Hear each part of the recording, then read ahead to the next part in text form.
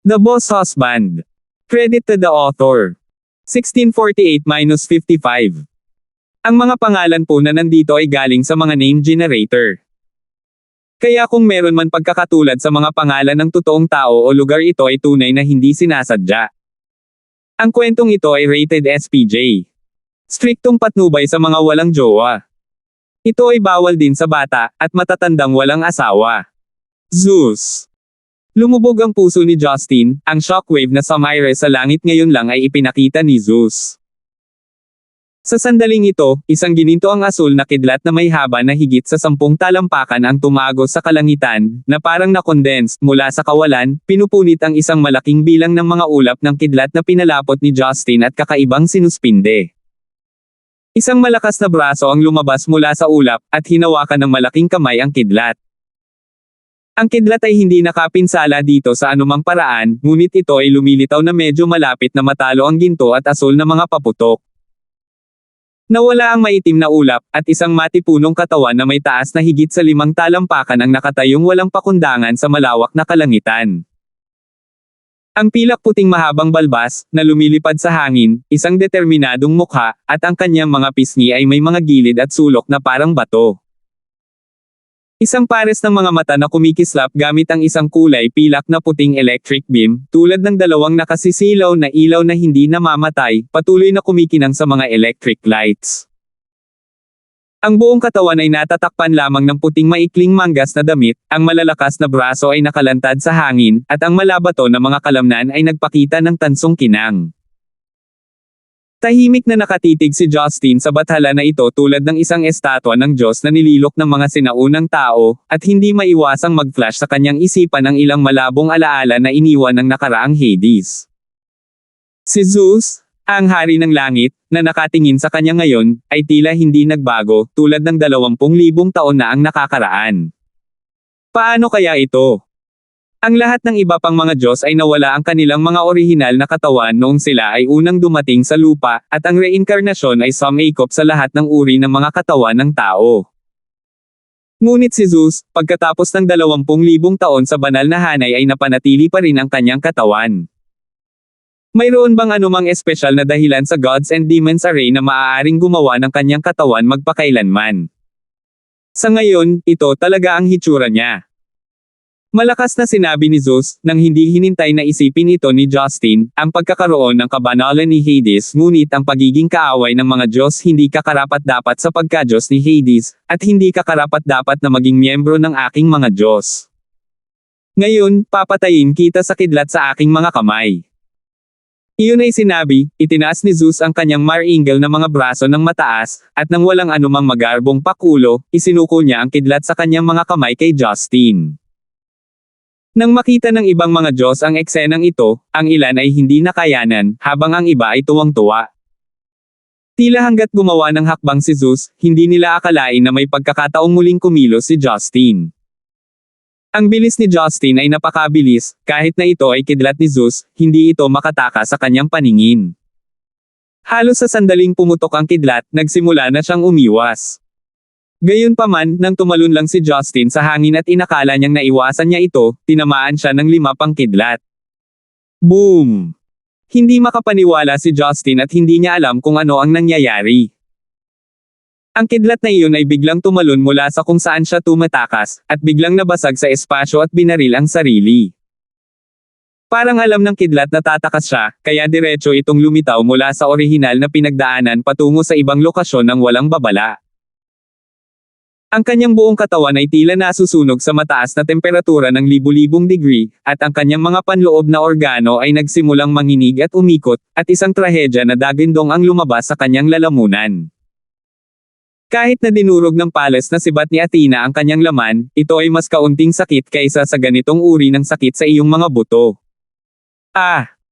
Namhilog ang mga mata ni Justin, at ito ang unang pagkakataon na napagtanto niya kung gaano kasakit ang kapangyarihang dala ng kidlat. Ang kanyang katawan ay tila napaso ng buo, paralysis at sakit na magkakasama, mas gugustuhin niyang mamatay kaysa manatiling buhay sa sandaling ito. Ang lakas ni Zeus ay maihahambing sa lakas ni Athena, na nangangahulugan na ang kanyang kulog ay may lakas ng isang buong suntok mula sa isang Yuching cultivator. Ang cultivation base ni Justin sa yugto ng Xiangqing, maswerte na siya kung hindi siya mamatay, ngunit mas mahirap ayusin ang mga sugat kaysa dati. Kung tutuusin, ang pag-atake ni Athena ay bahagyang pinsala lamang, ngunit ang kidlat ni Zeus ay ganap na bumabalot sa kanya. Athena, ano ba ang pinag-aalinlangan mo? Ang kulog ko ay magiging vulnerable sa kanya, gamitin mo ang palas mong sibat para tusukin ang puso at putulin ang ulo. Napatingin si Zeus kay Justin na hindi makagalaw at kinausap si Athena na tahimik na nakatayo doon. Kinuyam ni Athena ang sibat sa kanyang kamay, huminto sandali, at pagkatapos ay malamig na sinabi, hindi mo na ako kailangang turuan. Ang matinding pag-aatubili ni Justin ay sumabog sa sukdulan ng mapagtantaw niyang magsanib puwersa sina Athena at Zeus para bigyan siya ng isang nakamamatay na suntok. Hindi ko inaasahan na mabubuhay, ngunit hindi ako bababa ng walang laban. Masyado pang maaga. Para patayin ako. Bulalas ni Justin, na kumikislap ng nakakalokong ngiti habang tinitiis niya ang matinding sakit sa kanyang katawan at inipon muli ang nakapalibot na mga ulap ng kidlat. Pagkatapos ay kinuha niya ang panguaks at hinampes ito kay Zeus. Gayunpaman, ang paglapit kay Zeus ay malinaw na hindi madali. Maagang hinulaan ni Athena ang atake ni Justin, at maagang hinaranggan ng Aegis Shield ang landas ni Justin. Bang! Sa isang nakakagulat na tunog, ang Xiangqing Heavenly Lightning ay bumagsak sa mabangis na kislap sa pilak na higanteng kalasag. Mabilis na binawi ni Athena ang higanteng kalasag, ngunit ang sumalubong kay Justin ay ang mailap na kidlat ni Zeus. Boom! Gitling! Isa pang golden blue lightning strike ang tumama sa katawan ni Justin nang ang bahagi ng langit na kidlat ni Justin ay na-offset. Ang buong katawan ni Justin ay nagsimulang magbuga ng amoy ng pagkasunog, at siya ay umungal ng kanyang lalamunan, at ang kanyang katawan ay nahulog na parang bulalakaw. May isang mapait na ngiti sa puso ni Justin. Ang kidlat ni Zeus, gaya ng sinabi sa alamat, ay maaaring gumawa ng inatake na tao na walang mapagtatagwan. Ang kidlat na ito ay maaaring mag-lock kaagad sa target at direktang lumipat mula sa parallel space. Kahit paano mo ito iwasan, hanggat nasa kalawakan ka, tatamaan ka ng kidlat at hindi ka iiwan hanggat hindi nito nararating ang target. Wala nang ideya si Justin kung paano ipagtanggol o aatake, na may kidlat na laging tumatama sa tamang target at ang pag-iintindi at depensa ni Athena na laging nauuna sa kanya. Baka ngayon lang niya atakihin ang The Mother Tree, pero ngayon, hindi man lang niya maprotektahan ang sarili niya, hindi inaasahan ang kabagsikan ng kidlat. Hindi katakataka na kabilang sa mga Diyos, sina Zeus at Athena ay nireranggo sa parehong antas. Ang isa ay ang pinakamalakas na depensa, ang isa ay ang pinakamalakas na opensa. Maaaring wala sa kanila ang unang makakatamaan. Ngunit si Justin ay walang Athena's Great Prophecy spell, kaya natural, imposibleng maiwasan ito sa lahat ng oras. Hindi ito ang ending na inaasahan mo, tama. Ang malamig na boses ni Athena ay narinig sa mga tainga ni Justin, na may bakas ng hindi maipaliwanag na emosyon. Nahihirapang umiling si Justin, na nahuhulog na. Si Athena ay mabilis na bumagsak ng patayo kasama niya, may hawak na sibat, nakasabit ng mataas sa kanyang tagiliran, handang tumusok sa kanyang dibdib. Si Justin, na may bagbog na ilong at namamaga ang mukha, ay ngumisi, paano ito? Hindi ako mamamatay ng ganoon kadali. Talaga. Kalmado pa rin ang ekspresyon ni Athena, ngunit hindi tumitigil ang mga galaw ng kanyang mga kamay. Paf! Ang Palace Spear, tulad ng isang demonyong asul na sinag, ay tumusok na sa puso ni Justin. Gayunpaman, hindi ito tumagos gaya ng iniisip ng mga Diyos. Naipit na ng mga kamay ni Justin ang spearhead ng sibat, kahit na ang kalahati ng spearhead ay nasaksak sa kanyang katawan, maaari lamang itong tumusok sa kanyang puso ng kaunti, ngunit wala siyang pakialam. Damaloy ang sariwang dugo mula sa mga kamay at dibdib ni Justin at nagkalat. Sa wakas ay nahuli na kita. Ibinuko ni Justin ang kanyang bibig, ang kanyang mga ngipin ay puno ng eskarlata, tulad ng isang demonyo na tumatawa ng malakas, ang iyong sibat ay nasa aking kamay, huwag mo nang isipin na bawiin ito. Talaga. Walang pakialam na tanong ni Athena. Sa sumunod na sandali, sinipa ng mapuputing binti ni Athena ang pisngi ni Justin ng marahas. Bang! Isang mahinang tunog ang dumating, naramdaman lamang ni Justin na parang umiikot ang mundo at ang kanyang ulo ay tila baluktot ng 360 degree. Ang kanyang mga kamay ay hindi sinasadyang lumuwag, at muli siyang bumagsak. Nakita lamang ng mga Diyos na ang katawan ni Justin ay direktang nabasag sa isang glacier, at nabasag sa daan-daang metro na magkasunod, inilibing sa kailaliman ng glacier. Inalis ni Athena ang sibat na may bahid ng dugo, tumingin sa malalim na kuweba ng yelo, at bumulong, "Ikaw, hindi ka mananalo laban sa amin." Hinawakan ni Zeus ang kanyang kidlat at unti-unting lumapag na nakakunot ang noo, ang kanyang pagkadyos ay mabilis na naglalaho. Ang iba pang mga Diyos ay sabay ding lumipad pababa, at napansin ng lahat ng mga Diyos na ang pagkadyos ni Justin ang Hades ay namamatay sa hindi maisip na bilis. Para itong oil lamp na malapit ng maubos, at unti-unting humihina ang ilaw. Puno ng luha ang mga mata ni Venus, "Hades. Pinatay mo talaga siya." "Hindi, Aphrodite," kakaibang sabi ni Apollo, madaming mabuti, bagamat ang kanyang pagkadyos ay kumukupas, ngunit ang kanyang tunay na yuwa na pang-aapi tumataas na. Malungkot na sinabi ni Hera, ang taksil na ito. Gumagamit siya ng kaguluhan para lumunin ang pagkadyos ni Hades. Ano? Ilang mga Diyos ang biglang natauhan at napasigaw sa gulat. Sinulyapan ni Zeus si Athena sa tabi niya, ito ba ang ibang paraan niya? Hindi naman tumango o tumanggi si Athena, halatang palihim na sumasang-ayon. Sa sandaling ito, ang glacier, na orihinal na patay na tahimik, ay nanginginig ng marahas, na sinundan ng isang lumalakas na shockwave na pinakawalan mula sa loob palabas. Ang malakas na kapangyarihan ng isang pagguho ng lupa ay nagdulot ng isang malaking blok ng yelo na sumabog sa daan-daang metro sa hangin. Ang figure ni Justin ay tila hindi pa nasugatan at buo ang pagpapakita sa harap ng mga Diyos. Gayunpaman, sa pagkakataong ito, hindi na maramdaman ng mga Diyos ang kaunting pakiramdam ng pagiging pamilyar kay Justin, at ang pagkadyos ni Hades ay ganap na nawala. Ang lalaking nasa harapan niya ay ganap na naging isang earth cultivator na may hindi maarak na cultivation base. 1649. Ang pagkadyos ang ugat ng lahat ng mga Diyos, at ang pagkadyos ng mga Diyos ay naglalaman ng hindi maisip na kapangyarihan, at ang pinakasagana sa kanila ay ang halos walang katapusang espiritual na kapangyarihan. Maaaring lumunin ng kaguluhan ang lahat ng bagay sa mundong ito, at ito ay natural na walang pagbubukod dahil ito ay isang uri ng espiritual na kapangyarihan na pag-aari ng mundo.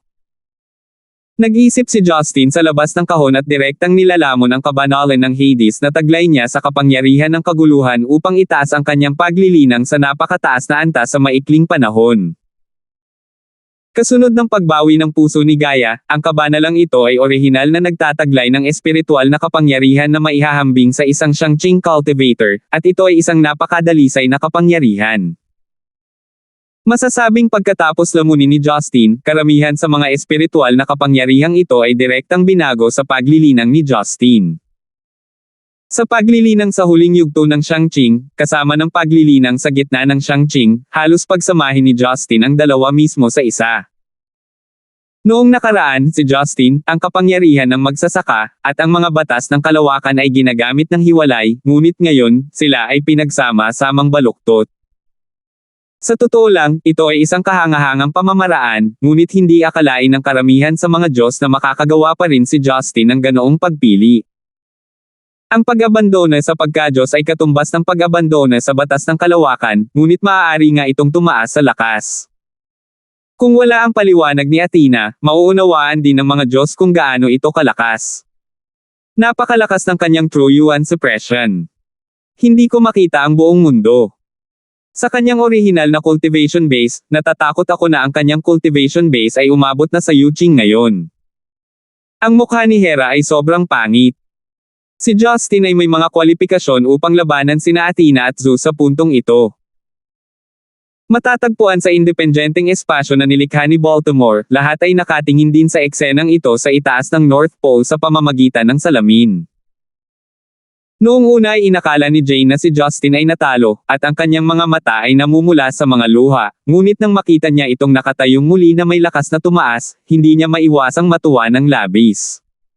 Hehe, mukhang naisip na ng batang ito. Kung tutuusin, matagal nang nangyari na hindi siya magagapi sa pamamagitan ng pagsuko ng walang kwentang pagmamahal niya sa mga babae. Mukhang nasa mabuting kalooban si Baltimore. Natigilan siya nang makita niya ang hindi pagpayag ni Justin na kumilos ng buong lakas, kahit na nabugbog siya nina Athena at Zeus. Sa puntong iyon, umiiling na si Baltimore. Namilog ang mga mata ni Harlot, at hindi niya alam kung ano ang iisipin. Tumingin siya sa salamin at tumahimik. Lizumi at Yang Yuanso ay natural na masaya. Bagamat iginagalang nila ang desisyon ng kanilang guro at binigyan ang mga tao at mga Diyos ng pantay na pagkakataon, sila ay mga tao pa rin kung tutuusin at umaasa na maaaring patayin ni Justin ang mga Diyos at ibalik ang mundo ng mga tao. Sa sandaling ito, ang mga mata ng mga Diyos na nakatingin kay Justin ay sobrang komplikado na. Matapos mawala ang kanyang pagka-Diyos, si Justin ay naging isang estranghero sa mga Diyos. Maging si Apollo, Poseidon, at iba pa. Na nagkaroon ng magandang relasyon sa kanya noon, ay walang gaanong simpatiya kay Justin. Higit pa rito, sa sandaling ito, si Justin ay isang tunay at malaking banta sa kanilang muling pagkabuhay. Gaano ka-interessant, tumawa ng malalim si Zeus, mabuti iyan, mas mabuti ang pagpatay sa isang purong tao kaysa sa pagpatay sa aking kapatid na si Hades. Tila hindi narinig ni Justin ang kanyang sinabi, ipinikit lamang ang kanyang mga mata, ibinuko ang kanyang mga braso, at tumangala sa langit. Biglang napansin ng mga Diyos sa oras na ito, sa lahat ng direksyon, ang isang nakakatakot na espiritual na kapangyarihan na sumasaklaw sa lahat ay nagsimulang magtipon. Ang mga espiritual na kapangyarihang ito ay patuloy na nagsama-sama, na nagbubunga ng makulay na espiritual na mga daloy ng kapangyarihan, na nagtatagpo sa posisyong direkta sa itaas ni Justin, na bumubuo ng mas malaki at mas malaking puyo ng tubig. Ang umiikot na spiritual power vortex ay unti-unting naging parang buhawi na daloy ng espiritual na kapangyarihan sa kalangitan. Sa gitna ng spiritual power vortex na ito, sa hindi inaasahang pagkakataon, ang espiritual na kapangyarihan ay napakanipis, at ang hangin ay natanggal din. Habang patuloy itong tumataas, unti-unting naging vacuum channel ang gitna. Ito ang huling yugto ng 9 Heavenly Lightning Tribulation Passing, Yuching Heavenly Lightning. Nawalan ng boses si Hera, hindi niya alam, dahil wala sa mga Diyos ang nakakita sa huling yugto nitong 9 Heavenly Lightning Tribulation. Ito ay halos isang alamat. Ang konsentrasyon ng espiritual na kapangyarihan ay halos parang isang solidong bagay. Ito ba ang pinakamataas na kaharian ng Yuching Heavenly Lightning Tribulation? Si Hephaestus ay puno ng damdamin at namangha. Lumalabas na ang huling yugto ng makalangit na kidlat na kapigatian ay hindi isinasagawa sa anyo ng mga ulap ng kidlat. Ano ang gagawin nitong puyo ng tubig ng espiritual na kapangyarihan? Gulat na sabi ni Apollo. Umungol si Hermes, ano ang pinagtatawanan mo? Samantalahin mo siya bago matapos ang kapigatian, patayin mo siya. Malakas na bumantong hininga si Zeus, ang kidlat sa kanyang kamay ay kumikinang na may nakakasilaw na gintong asul na liwanag, at bigla niya itong ipinutok sa katawan ni Justin. Tili. Sa sandaling tatama na ang kidlat kay Justin, bigla itong hinarang ng hindi nakikitang hadlang na nagdulot ng matinding pagsabog. Ito ba ay isang espiritual na hadlang? Sabi ni Hera, natigilan, ang espiritual na puyo ng tubig na ito ay bumalot na sa batang ito. Nagulat ang mga Diyos na ang Yuching Heavenly Lightning Tribulation ay may ganitong layer ng epekto. Ang buhawi na nabuo ng puyo ng tubig ng espiritual na kapangyarihan ay balot sa mga magsasaka na tatanggap ng kidlat na kapigatian. Sa ganitong paraan, ang mga magsasaka ay hindi maaabala ng labas ng mundo, at hindi rin sila maaaring samantalahin ng sinuman. Sa katunayan, ito ay hindi dahil ang kidlat na kapigatian ay gustong protektahan si Justin, ngunit ang henerasyon nito ay nangangailangan ng ganoong proseso upang makabuo ng gayong channel. Si Justin ay nakatayo sa vortex ng espiritual na kapangyarihan sa isang walang kapantay na tahimik na valley, at nakapikit pa rin na parang nakalimutan na niya ang lahat tungkol sa labas ng mundo. Maaari talaga nitong harangan ang kidlat. Napakalakas ba ng espiritual na hadlang na ito? Walang gana na sabi ni Hera. Maging ang kidlat ni Zeus ay hindi makalusot, o maging sanhi ng anumang alon. Alam ng mga Diyos na hindi nila kayang talunin si Justin sa oras na ito, at mapapanood lamang nila siyang makaligtas sa kapigatian. Nagdilim din ang mukha ni Zeus, kumikislap ang kanyang mga mata sa electric light, at napabulalas siya ng malakas, dahil umabot na sa puntong ito, maligo tayo sa ningning ni Mother Gaia at bumalik sa kaluwalhatian ng ating mga Titan na anyo. Nagtatakang tumingin ang mga Diyos kay Zeus, na parang nabigla sa desisyon na ito. Kinakailangan ba talaga si Zeus? Na kumonsumo ng maraming enerhiya mula sa The Mother Tree, ang malaking bahagi ng kabanalan ay malalanta, at ang maturity ng natitira ay lubhang maaantala, maingat na sabi ni Poseidon. Oo, kahit na nakaligtas siya sa Yuching Heavenly Lightning Tribulation, maaari siyang magkaroon ng lakas sa kalagitnaan ng Yuching. Kasama mo at ni Athena, maaaring hindi namin kailanganin ang paggamit ng aming mga Titan form, ayaw ni Hera. Si Athena, na matagal nang nanahimik, ay nagsabi sa sandaling ito, magsimula tayo. Kailangan nating gamitin ang ating kapangyarihan ng Titan para tapusin ito. Nagulat ang mga Diyos, dahil nagsalita si Athena ng ganito, dapat may dahilan siya. Pagkatapos, ang desisyon ni Zeus ay walang pagtutol mula sa iba. Bagamat naramdaman ng ilan sa kanila na hindi na kailangang magtagal, ito ay talagang isang digmaan na hindi maaaring mawala. Sa huli, ang lahat ng mga Diyos ay nagpasya na.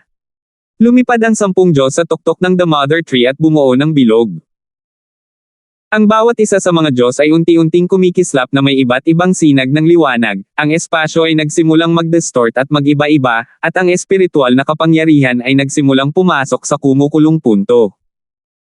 Parami ng parami ang espiritual na kapangyarihan ay nagsimulang maiugnay sa The Mother Tree.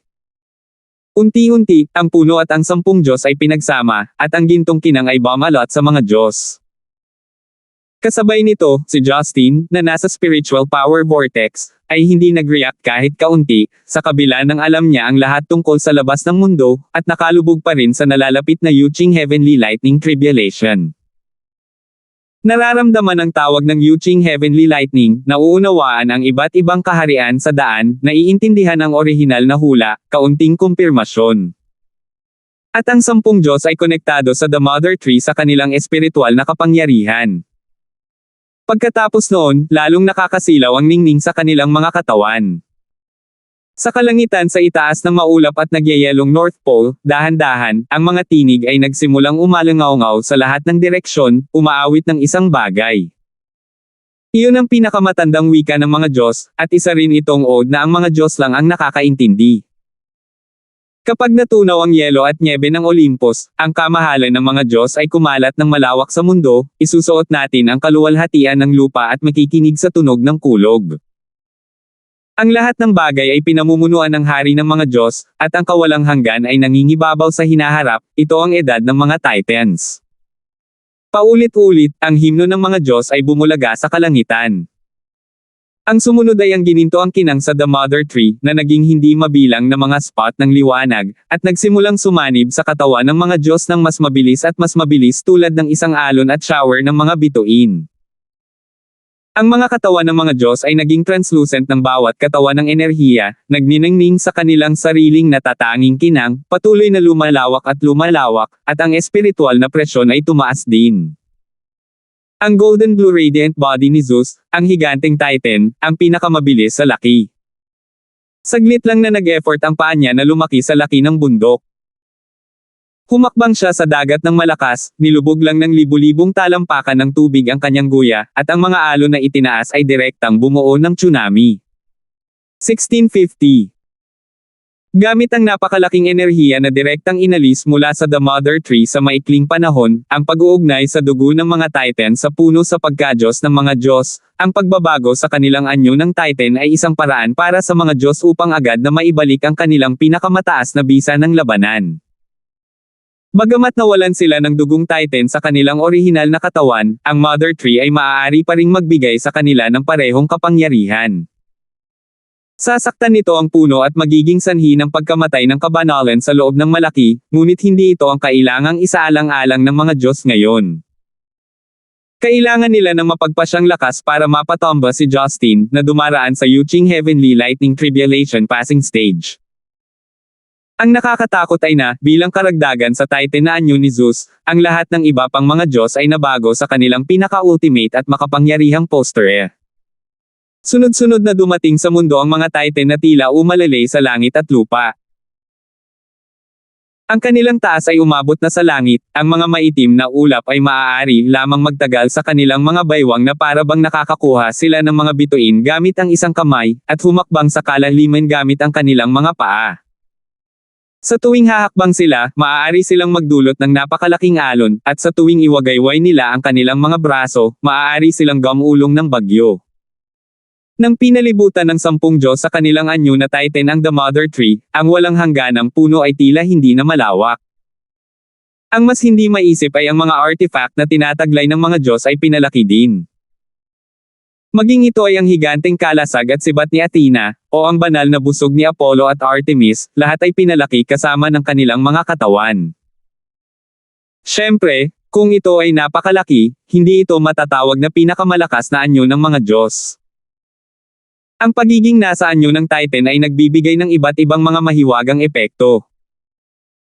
Isang makabuluhang pagbabago ay maaaring gamitin ng mga Diyos ang kanilang koneksyon sa The Mother Tree upang sumipsip ng tuloy-tuloy na daloy ng enerhiya para sa kanilang sariling paggamit.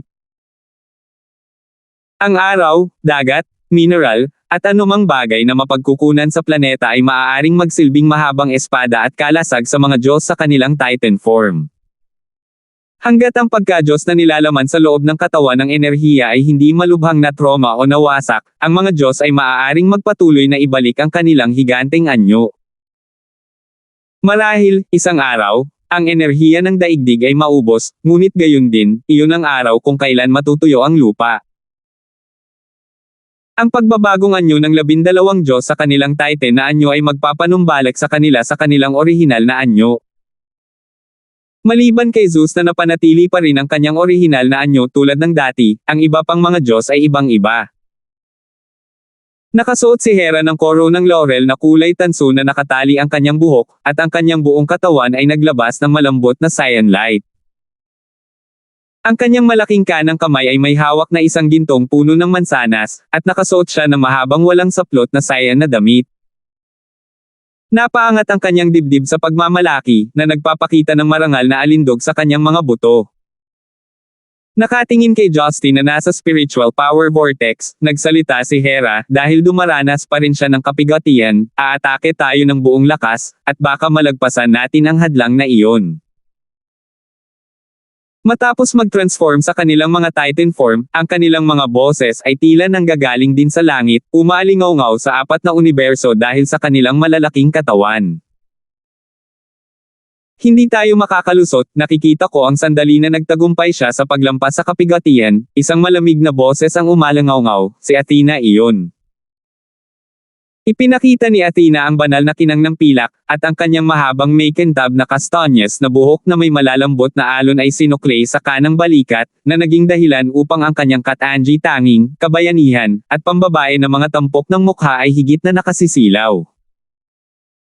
Tulad ng isang diwata na nakasuot ng puting sutla na damit na may nakatagilid na balikat, sa ibabaw ng gintong mga pattern ng dahon ng olibo sa kanyang dibdib, iniunat niya ang kanyang mga payat na braso, hawak ang isang pilak na pananggan ng Aegis sa taas ng kanyang dibdib sa kaliwang kamay, at ang Pallas Spear sa kanan. Ang mabigat na metal na pakiramdam ay bumuo ng isang malakas na kaibahan sa kanyang macelan at matikas na figure. Kaya makikita mo kung sino ang mananalo sa huli. Tanong ni Poseidon, na may hawak na malaking trident. Inihayag na ng hari ng dagat ang kanyang pinaka-primitive at magaspang na anyo. Sa ilalim ng kanyang mahabang puting buhok na nakakalat, may marangel na itaas na katawan na nagpapakita ng asul na kinang. Ang kanyang mahabang hilera ng matutulis na dorsal spines ay parang dorsal fin ng ilang uri ng halimaw sa dagat. Ang ibabang bahagi ng katawan niya ay hugis buntot ng sea dragon, malalim na nakalubog sa tubig dagat. Umiling si Athena, ang anyo namin ni Zeus na Titan ay dapat na maihahambing sa isang peak level na Yuching cultivator. Ang lakas ni Justin pagkatapos ng tribulation passing stage ay hindi bababa sa kapantay natin, o kahit na medyo mas malakas. Para sa isang kalaban ng ganitong lakas, ang aking dakilang Propecia ay hindi maaaring tumpak na hatulan. Imposible, gaano man niya kabilis pagbutihin ang kanyang cultivation pagkatapos ng kapigatian, hindi niya mararating ang rurok ng Yuching. Ang tanong ay mula kay Hephaestus, ang Diyos ng apoy. Siya ay may nagninangas na pulang buhok sa kanyang ulo, at siya ay kalahating hubad na may tansong kutis. Siya ay may malakas na pangangatawan, ang kanyang mga kalamnan ay kasing gulo ng isang bato, at ang kanyang katawan ay natatakpan ng malalalim na marka at mga galos. Ang kanyang ibabang bahagi ng katawan ay isang pares ng metal armor na pantalon na patong-patong na parang kaliskis. Hey, Hephaestus, bakit hindi mo subukang gamitin ang iyong Vulcan Hammer para matakpan ang kanyang tribulation? Walang pusong tumawa si Hermes.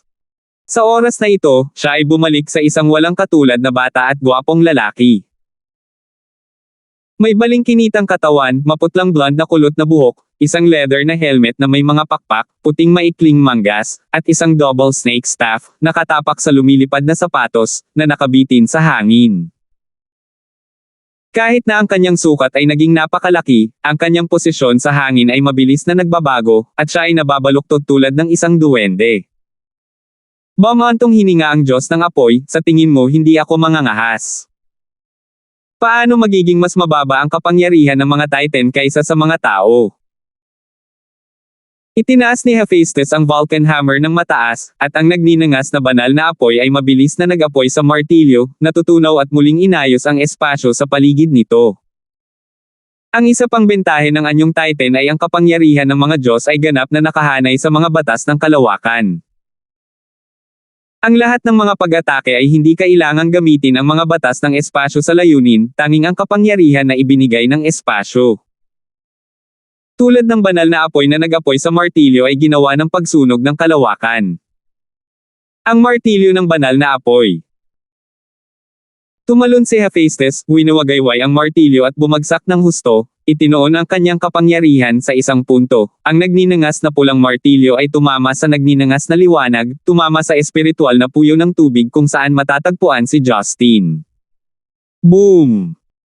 Isang malakas na tinig na tunog ang dumating, matapos ang puyo ng tubig ng espiritual na kapangyarihan ay inalog, ang kapangyarihan ay kumalat sa lahat ng direksyon.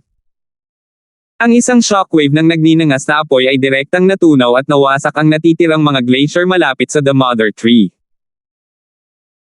Gayunpaman, kahit na sa ilalim ng suntok ng kapangyarihan ng espasyo, ang daanan na nabuo sa pamamagitan ng pagsasama-sama ng mga espiritual na hadlang ay hindi gumagalaw, at hindi naapektuhan.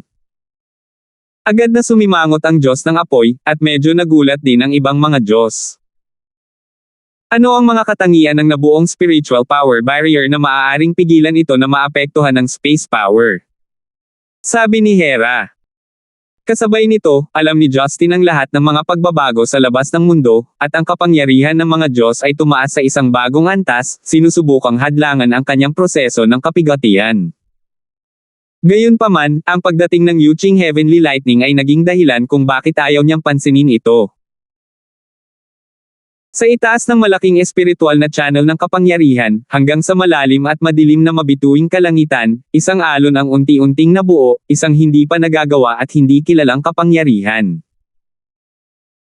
Ang mga hadlang ng espiritual na kapangyarihan ay nagiging mas at mas matatag, ang puyo ng tubig ay dumadaloy ng mas mabilis, at ang daanan na tumatakbo sa kalangitan ay lumalakas din.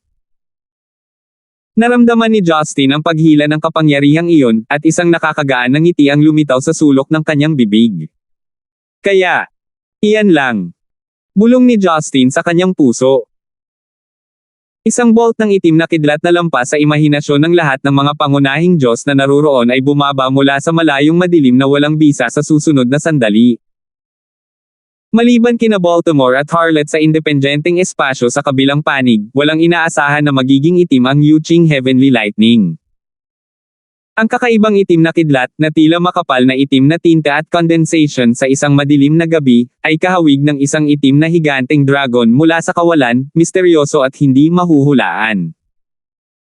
Ang ikinagulat ng lahat, lalo pa, ay walang tunog nang bumagsak ang Yuching Heavenly Lightning na parang walang nangyari, at napakatahimik. Medyo kakaiba ang eksenang ito na para bang lahat ay naghihintay na makarinig ng isang putok, ngunit nang maglaon, napag-alaman na lahat ay nanunood ng mime, kitang-kita ang pagbagsak ng itim na kidlat, ngunit walang naririnig. Nakita lang nila si Justin sa Spiritual Power Channel at agad na nilamon ang itim na kidlat. Hindi kasing liwanag ng lahat ng iba pang makalangit na kidlat, ang itim na Yuching Heavenly Lightning na ito ay tahimik, at tahimik hanggang sa puntong nalagutan ng hininga ang mga tao. Bukod sa daanan, ang nakapaligid na lugar ay hindi naapektuhan ng makalangit na kidlat na ito, at maging ang dagat sa ibaba ng Justin ay hindi naapektuhan. Ito ba ang yuking na banal na kulog? Paano ito itim? Hindi maiwasang magtaka ni Hermes, ngunit malinaw naman, walang sinuman sa mga Diyos na naruroon ang makasagot sa kanyang tanong. 1651. Si Justin, na nilamon ng itim na Yuching Heavenly Lightning sa gitna ng vortex ng espiritual na enerhiya, ay lubusang nalubog sa kanyang bagong mundo. Siya ay lubos na hindi naapektuhan ng kanyang paligid. Ipinikit niya ang kanyang mga mata ng mapayapa, naramdaman niya ang itim na langit na liwanag at hinayaan niya itong sumanib sa kanyang katawan unti-unti. Huminto siya sa paghinga, pinutol ang sarili mula sa langit at lupa. Tumigil pa siya sa pag-ikot sa kanyang Troyuan at cultivation technique. Sa harap ng kanyang mga mata ay ang malawak, walang hangganang mabituing kalangitan. Napagtanto ni Justin na siya ay nasa isang misteryoso at magandang Milky Way. Ang hindi mabilang na kumikislap na mga bituin ay parang mga nakasisilaw na hiyas na nakaimbed sa madilim na universo, na nagmumula sa isang pakiramdam ng init. Napakalapit ng universo, na nagbibigay sa kanya ng pakiramdam ng pagiging pamilyar, na hindi pa niya naramdaman noon. Sa lugar na iyon, ang kanyang katawan ay malayang lumipad, binabagtas ang 10-10 milyong milya sa isang segundo. Para siyang isdang lumalangoy sa tubig o maliit na ibong lumilipad sa langit. Ang kanyang mundo ay isang kamangha-manghang universo. Ang itim na Yuching Heavenly Lightning ay dumaloy at umikot sa kanya na parang ito ang kanyang pinakamalapit na kasama. Hindi ito nagdala sa kanya ng sakit o pagkabalisa. Gayunpaman, kapag sinubukan niyang hawakan ito sa kanyang kamay, mamimiss niya. Ano bang kulang ko? Hindi ko pa rin makontrol. Sa loob ng makalangit na kidlat, malinaw na nararamdaman ni Justin ang tatlong uri ng enerhiya na pamilyar sa kanya. Ang purple na berserk flame, ang asul na corrosive flame, at ang madilim na destructive flame.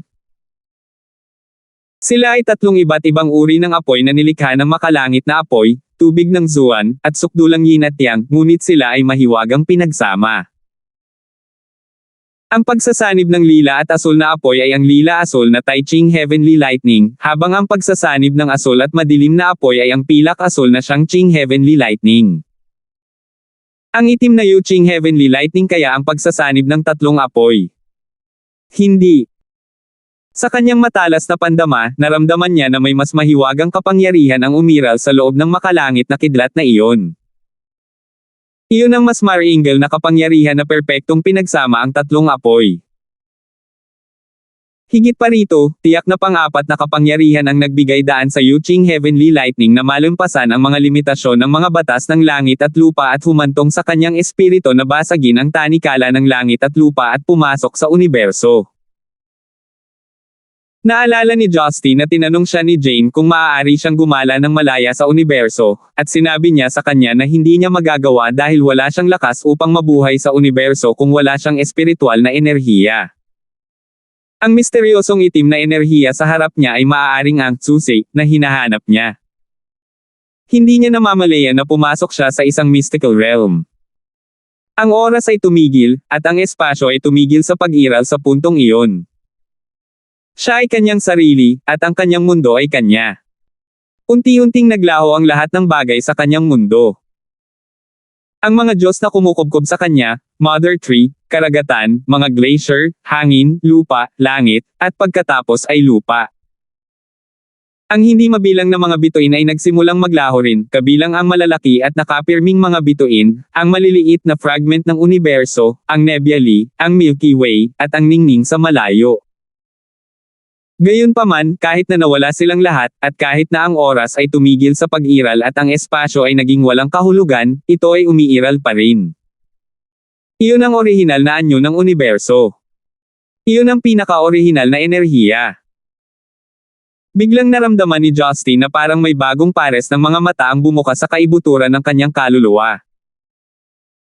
Ang kanyang mundo ay ganap na nagbago, simula sa katuparan hanggang sa kawalan, pagkatapos mula sa kawalan hanggang sa katuparan.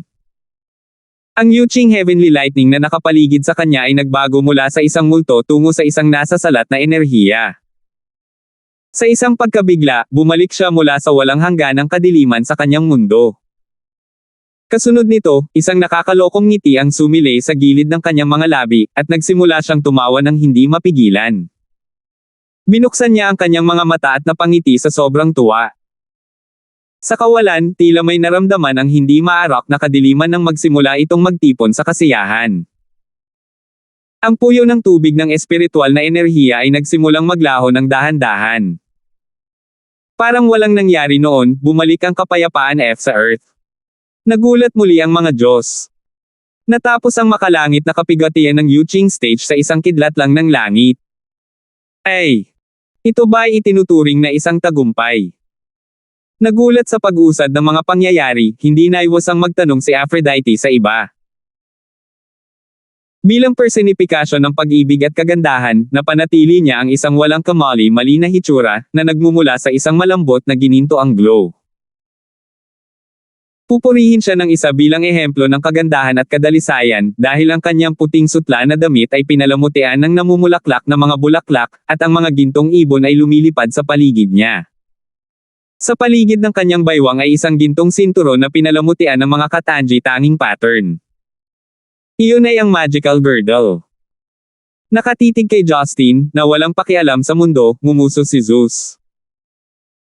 Hindi ko maramdaman ang anumang pang-aapi mula sa kanyang true yuan, kaya sa palagay ko ay naabot niya ang isang malaking tagumpay. Ano man ang mangyari, tayo ay nasa huling labanan. Mas hinigpitin ni Ares ang kanyang sibat. Siya ay tila isang higanting mabigat na mangangabayo, na nakasuot ng mabigat na pulang baluti. Ang tanging makikita sa helmet na bakal ay ang kanyang ilong at malalawin na mga mata. Bigla siyang sinulyapan ni Athena. Lahat kayo, umiwas dito at protektahan si Mother Tree sa halip. Kami lang ni Zeus ang may kakayahang makipaglaban sa kanya. Kapag natalo kami, wala kayong dapat sayangin na oras.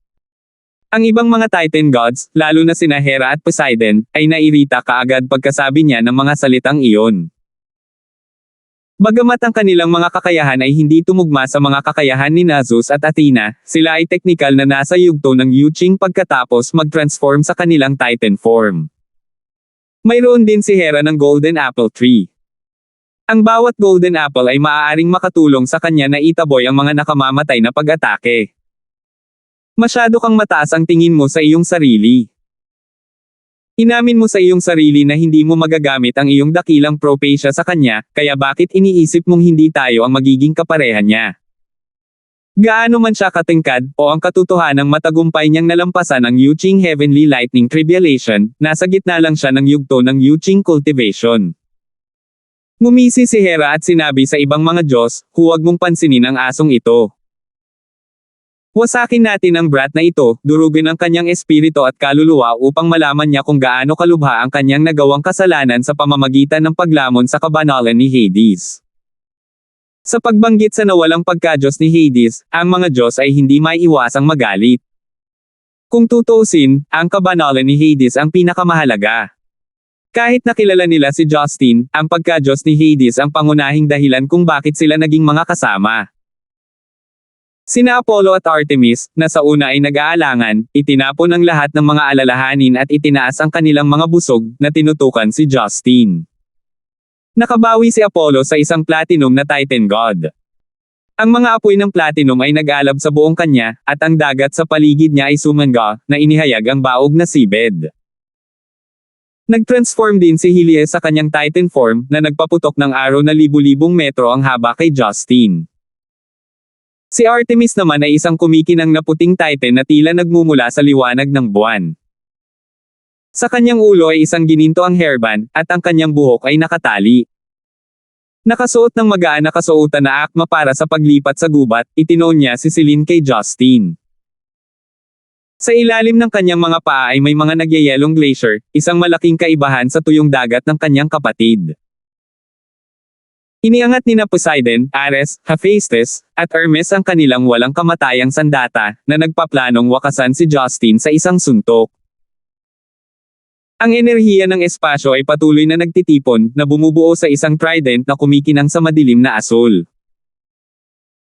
Samantala, ang sibat ng Diyos ng digmaan ay nagyelo at lumiit ang espasyo sa kinaroroonan ni Justine, at ang Caduceus ay nagsimulang lumikha ng mga ilusyon na nakakagambala sa kanyang pandinig. Maliban kay Venus, ginamit ng mga Diyos ang kanilang pinakamahusay na hakbang. Gayunpaman, walang masisisi sa kanya dahil ang magical girdle ay hindi isang immortal na sandata na maaaring magdulot ng direktang pinsala.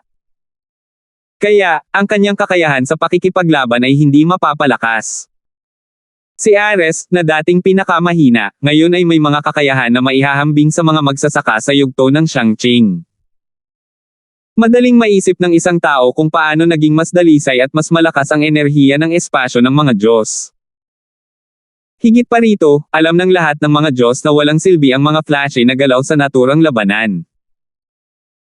Ang kailangan nilang gamitin ay malakas na masamang epektibong mga strike na maaaring magbigay ng aktwal na pinsala kay Justine. Nang makitang walang nakikinig sa kanya, hindi na nagsalita pa si Athena. Itinaas niya si Promachos at nakipagpalitan ng tingin kay Zeus. Bigla niyang itinulak ito kay Justine sa napakabilis na bilis. 1652. Kahit matipuno ang kanyang pangangatawan ay hindi naapektuhan ang bilis ni Athena. Sa halip, ang kanyang napakalaking sukat ng katawan ay nagpalaki sa laki ng kanyang mga pag-atake, kaya ang lupa ay nanginginig sa bawat galaw niya. Ang palace ni Athena ay naglabas ng hindi mabilang na mga fragment ng espasyo. Tulad ng kumikinang na mga blade sa kalawakan, umiikot sila at natakpan ang isang lugar na ilang 10,000 metro. Sa sandaling iyon, si Justine ay parang butil sa buhangin habang siya ay nakatayo sa harap ng Titan at ang tubig ng mga fragment ng kalawakan na may lawak na 10,000 metro. Halos imposibleng makita siya. Ang mga apoy na araw na nagliliyab na may kulay platinum na apoy at mga araw ng yelo na naglalabas ng malamig na lamig ay patuloy na bumabagsak mula sa langit na parang mga bulalakaw. Ang ilaw sa kamay ni Zeus ay matagal nang nakahanda para sa isang pag-atake. Umuungol, itinapon niya ito kay Justine. Sa isang iglap na puno ng hangin ang nakakasilaw na liwanag at nakakabinging tunog, na para bang isang puting araw ang bumagsak sa mundo ng mga tao. Kahit na ang pag-atake ng mga Diyos ay sumasakop sa isang mas malaking lugar at sa pangkalahatan ay walang hangganan, hindi nila kailangang mag-alala tungkol sa pinsala sa Mother Tree. Iyon ay dahil nabuo ang isang layer ng Titan boundary noong nag-transform ang mga Diyos bilang mga Titan. Ang Mother Tree ay iniugnay sa mga Diyos sa pamamagitan ng dugo. Hanggat ang mga Diyos ay malusog, ang Titan boundary ay mananatiling matigas at hindi matitinag. Matangkad na nakatayo sa himpapawid, si Justine ay kalmadong pinagmamasdan habang ang mga pag-atake ng mga Diyos ay isa-isang dumapo sa kanya at nilamon siya. Boom! Isang malakas na umuusbong na tunog ang umalangaw-ngaw, at ang magulong enerhiya ng espasyo ay nagdulot ng mapanirang epekto sa kanyang kinalalagyan. Nang tumingin siya sa ibaba mula sa kalawakan, ang buong North Pole ay natatakpan ng mga makukulay na ilaw. Ang pagsabog ay naging isang karagatan ng basag na yelo. Ang maliwanag na liwanag ay nawala lamang makalipas ang 1 minuto. Bumalat ang usok sa paligid ng Mother Tree. Ang mga Diyos ay tumingin sa napakalaking bunganga na nabuo sa pagkalito. Nang magsimula ang mga pag-atake, nanatiling tahimik ang figure ni Justine. Masasabing tumpak sa kanya ang lahat ng pag-atake. Gayunpaman, ang mga Diyos ay may pakiramdam na ang mga pag-atake ay hindi kailanman direktang tumama sa kanya. Para bang nakahanap si Justine ng lugar para makalusot sa lambat na itinapon nila para hulihin siya. Ang pakiramdam ng foreboding ginawa sa kanila pakiramdam hindi mapalagay. Sa wakas, ang kanilang mga alalahanin ay nakumpirma ng pananaw sa harap nila. Ang tanging nakikita lang nila ay isang figurang nababalot ng itim na kidlat na walang gumagalaw sa hangin. Yuching Heavenly Lightning. Nakabisado niya ang Yuching Heavenly Lightning. Hindi napigilan ni Hera ang sarili na mautal habang nagliliyab sa kanyang mga mata ang apoy ng selos. Ito ay lampas sa kanyang imahinasyon na si Justin, na dumaan lang sa makalangit na kapigatian, ay direktang naunawaan at nakabisado ang Yuching Heavenly Lightning. Ang ganitong kasanayan sa pag-unawa ay mahirap hawakan para sa mga Diyos. Para bang ang kapangyarihang inaasam ng mga magsasaka sa nakalipas na 10,000 taon ay isang regalo lamang na dumating sa paglipas ng makalangit na kapigatian. Sa sandaling iyon, ibinasura ni Justin ang Yuching Heavenly Lightning at tumingin sa mga Diyos sa paligid niya ng nakangiti. Kumpara sa dati, parang mas relaxed at composed siya. Gusto mo pa bang magpatuloy sa pakikipaglaban? Ang iyong batas sa kalawakan ay tila hindi epektibo bago ang aking Yuching Heavenly Lightning, sabi niya. Si Ares ang unang sumambulat sa galit dahil sa kanyang mapanlate na tono. Muli, itinaas niya ang kanyang sibat, lumundag pasulong, at pilit itong inihampas kay Justin. Huwag kang maglakas loob na maging mayabang. Tinatakan ng sibat ang lahat ng puwang sa paligid ni Justin, na iniwang bukas ang trajectory ng lance upang hampasin siya ng husto. Nang muling pakawalan ni Justin si Yuching Heavenly Lightning, ang kanyang katawan na napapalibutan ng itim na kidlat ay madaling nakaiwas sa mga pag-atake ni Ares na para bang hindi siya naapektuhan ng selyadong espasyo. Nawala ang mga epekto ng space ceiling ni Ares, naging inutil sa lokasyon ni Justin. Sa hindi makapaniwalang si Ares ay patuloy na itinaas ang kanyang sibat, ngunit ang kanyang bilis ay limitado. Kaya, hindi man lang niya mahawakan ang shirt ni Justin. Naging malungkot ang mga mukha ng mga Diyos. Di nagtagal, ang mga Diyos ay sumali rin sa labanan. Sa kanilang pagkadismaya, natanto nila na ang kanilang batas sa kalawakan ay talagang naging walang halaga bago ang Yuching Heavenly Lightning. Ang nagliliyab na mga araw na nabuo mula sa pagsunog sa espasyo ay napatay sa sandaling hinawakan nila si Justin. Walang epekto ang pag-atake ni Artemis kahit na tinamaan siya nito. Parang special effects lang. Ang Caduceus ni Hermes ay hindi rin maaaring magdulot ng anumang guni-guni kay Justin. Iyon ang nagparamdam kay Hermes na nagwawala siya sa kanyang sarili. Para siyang naglalakad, hindi pinansin ni Justin ang pag-atake ng mga Diyos. Hanggat ang mga ito ay nilikha ng batas sa kalawakan, madali niyang iwaksi ang mga ito. Nang makitang hindi gagana ang kanyang banal na apoy kahit paano niya sinunog si Justin, mabilis na gumawa ng desisyon si Hephaestus na baguhin ang kanyang pag-atake. Itinaas niya ang kanyang martilyo at sinubukang huwag gamitin ang space law para salakayin siya. Sa isang kakaibang ngiti, itinaas ni Justin ang isang daliri at pinaputok ang isang malaahas na Yuching Heavenly Lightning na bumangga sa nakakatakot na martilyo ni Hephaestus. Isang nakalilitong eksena ang bumungad sa harap ng mga Diyos. Ang martilyo na kasing laki ng bundok ay nawasak sa nakikitang bilis. Sila ay naging hindi mabilang na mga labi, na wala sa hangin. Sa isang kisap mata, ang martilyo ni Hephaestus ay nawala sa kanyang kamay, wala ni isang butil na makita. Ang Diyos ng apoy ay pasuray-suray na paatros, iniiwasan si Justin sa di kalayuan habang nakatitig sa kanyang walang laman na mga kamay sa gulat. Parang akala niya nananaginip pa siya. Ang maliit na Yuching Heavenly Lightning na iyon na hindi gaanong sukat ay talagang nakakamit ang mga nakakatakot na epekto. Gusto mo pa bang ituloy? Tanong muli ni Justin. That time around, napatingin siya kay Athena na nakakunot ang noo sa pagmumuni-muni. Napatingin lahat sa kanya ang mga Diyos. Kung tutuusin, siya ang nagsabi na maliban sa kanila ni Zeus, hindi na kailangang mag-away ang iba. Sa pagbabalik tanaw, tama siya. Kahit papaano, ayaw ni Hephaestus na lumapit muli kay Justin. Kumikislap ang magagandang mata ni Athena habang nagsasalita. Ang iyong Yuching Heavenly Lightning ay may kapangyarihan na nangingibabaw sa kalawakan, na nagpapahintulot sa iyo na baliwalain ang batas sa kalawakan at gawing walang silbi ang ating mga pag-atake. Kung hindi ako nagkakamali, ang kapangyarihang ito ay maaaring makasire sa mga nilalang sa mababang kaharian. Tama. Ang kapangyarihan sa Yuching Heavenly Lightning ay nalampasan ang kalawakan, oras, batas at langit at lupa, at ang materyal na mundo. Siguro maaari kang umasa sa kapangyarihan ni Mother Tree upang lumaban sandali. Ngunit hindi ako matatalo. Ilang oras na lang bago ko kayong lahat patayin, at wala kang paraan upang ipagtanggol ang iyong sarili. Walang itinago si Justin, hayagang inamin ang lahat. Hindi na niya kailangang maglaro dahil alam niyang nanalo na siya nang maunawaan niya ang Yuching Heavenly Lightning. Ito ba ay dark matter na enerhiya? Biglang tanong ni Athena. Natigilan siya sa tanong nito noong una. Tapos, tumawa siya. Tulad ng inaasahan ng Diyosa ng karunungan na mahulaan ito ng napakabilis. Tama ka.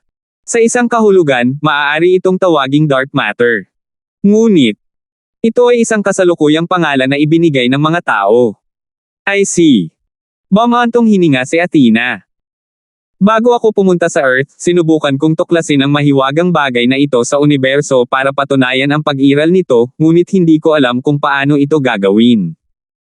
Hanggang ngayon, hindi ako sigurado kung umiiral ang dark matter at sa anong anyo. Parang umiral ang dark matter, at ang enerhiya nito ay higit sa kalawakan at oras. Sa kasamaang palad. Wala akong oras para magsaliksik tungkol dito. Sa malayang espasyo, si Jane na nakarinig ng lahat ay medyo nasasabik. Sir, ang Yuching Heavenly Lightning ay isang kidlat ng makalangit na kidlat na sama-sama sa dark matter. Posible kayang ang Great Ancient Immortals ay maaaring pumunta sa outer space dahil kabisado nila ang dark matter. Tanong niya. Makatuwiran kung malulutas ng madilim na bagay ang kaligtasan ng mga magsasaka sa kalawakan. Iyon ay dahil, mula sa hitsura ng mga bagay, ang madilim na bagay ay nasa lahat ng dako, hindi katulad ng espiritual na enerhiya, na mananipis kapag wala sa Earth. Tumango si Baltimore. Tulad ng sinabi niya, kahit na malaya tayong makatawid sa kalawakan sa pamamagitan ng madilim na bagay, hindi natin alam kung ano ito. Isa itong misteryo na kailangang tuklasin. Unti-unting umalis sa Earth ang Great Ancient Immortals para tuklasin ang mga ganoong sikreto. Maaaring hindi mo ito maintindihan, ngunit sa ating antas, hindi gaanong binibigyang halaga ang maraming bagay. Tanging mga lihim ng universo ang kaakit-akit sa atin. Walang makakaintindi sa mga sikretong iyon. Sa katunayan, hindi lang ito madilim na bagay. Kahit na kung bakit umiiral ang mga makalangit na kapigatian sa mundo, o kung bakit ang Nine Heavenly Lightning ang humahantong sa mga magsasaka na magtungo sa universo ay naging misteryo sa loob ng 10,000 taon. Kung ikukumpara sa ating mga nakatatanda na tumuntong sa outer space 10,000 taon na ang nakakaraan, kami ay napakaliit na taon na ang nakakaraan, si Yu. Mariing tumango si Jane. Para sa kanya, isa rin itong bagong mundo. Siya ay labis na sabik na magsaliksik ng madilim na bagay sa hinaharap. Gayunpaman, sa ngayon, tuwang-tuwa siya sa katotohanang si Justin ay may kapangyarihan na namamahala sa batas sa kalawakan, na nagpapatunay sa kanyang tagumpay sa labanan. Si Baltimore ay tila nasisiyahan din at nakaka-relax. Bagamat hindi pa nakapasa si Justin sa antas na iyon, gagawin niya ito sa madaling panahon dahil sa kanyang mahusay na kakayahan sa pag-unawa. Kaya, nakaramdam siya ng kagaanan na iniwan ang Earth sa kanyang pangangalaga. 1653. Sa itaas ng Arctic Ocean, hindi maiwasan ng mga Diyos na mataranta at magalit nang marinig nila ang pag-uusap nina Athena at Justin. Talagang pinagkadalubhasaan niya ang hindi kilalang misteryosong kapangyarihan, madilim na bagay, sa universo at maaaring baliwalain ang batas sa kalawakan. Kung ganoon, halos wala silang pagkakataong manalo. Para akong kumukuha ng itlog at binasag ito sa bakal. Sa kabila ng pagbagsak nito sa loob ng 10,000 taon, ang bakal na bloke ay maaaring manatiling hindi nasaktan, hindi banggitin na mayroon lamang silang isang pagkadyos. Kaya, hindi nila posibleng mapaglabanan ang Yuching Heavenly Lightning ni Justin. Naghinagpis si Justin, ngayon, nalampasan na ng aking lubos na kapangyarihan ang inyong lahat. Ang patuloy na pakikipaglaban ay mauuwi lamang sa walang kabuluhang mga casualty. Kailangan mo lang isuko ang Mother Tree para hayaan ang mga tao sa Earth na mamuhay ng mapayapang buhay, at hindi ko gagawing mahirap ang mga bagay para sa kapakanan ng nakaraan natin. Ayon sa intensyon ni Baltimore, mayroong dalawang kinalabasan ng labanang iyon, maaaring sinakop ng mga Diyos ang lupa, o pinatay niya ang mga ito, na sinira ang muling pagkabuhay ng mga Diyos sa simula. Gayunpaman, ayaw ni Justin na gawin iyon. Dahil sa pakiramdam ng pananagutan ng isang tao, asawa, at ama, hindi siya maaaring maupo at huwag pansinin ang pagkamatay ng sangkatauhan, at hindi rin siya makapagpapatong ng kamay kay Athena. Kaya naman umaasa siyang maibibigay ni Athena ang lahat at tumira ng maayos. Hindi alintana kung makakabalik si Marian, hindi bababasa, maaaring umiral pa rin ang kaluluwa ng babae. Siya ay malinaw tungkol sa kapangyarihan ng Yuching Heavenly Lightning. Kung namatay si Athena, ang mga kaluluwa ni na Marian at 17 ay masisira sa napakaagang yugto. Hindi niya nang ahas isipin kung paano niya haharapin si Leia sa hinaharap kung papatayin niya si Athena. Bumungad sa kanyang isipan ang imahe ng Little chubby girl na kumukurap-kurap sa kanyang malaki, inosente, bilog na mga mata, at nagtatanong kung saan nagpunta ang kanyang ina habang nakatingin sa kanya. Sasabihin ba niya sa kanya na pinatay ng kanyang ama ang kanyang ina gamit ang kanyang sariling mga kamay? Ang isiping iyon lamang ang naging sanhi ng panginginig ng kanyang puso. Inakala ni Justin na binitawan niya ang maraming bagay, walang malasakit sa maraming etika, ngunit may mga bagay na malalim na nakaugat sa kanya. Hindi na lang sila mababago. Para kay Harlett, iyon din ang pagkakaiba ni na Justin at Baltimore. Sa harap ng payo ni Justin, karamihan sa mga Diyos ay piniling manahimik.